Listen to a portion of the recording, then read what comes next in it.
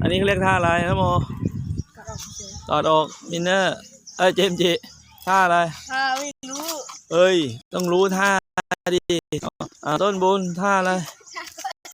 ท่ากอดอกซ้ำกันใครซ้ำกันเดี๋ยวโดน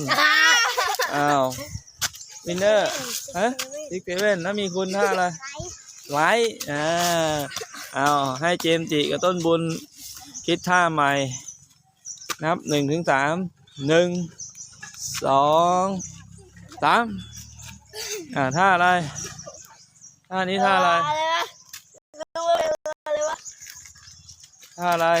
ท่าต้นบุญ1เหลือเจมส์จิคนเดียวให้เวลาคิดอีก3 วินาที1 2 3ท่าอะไรเนี่ยเยี่ยมมาก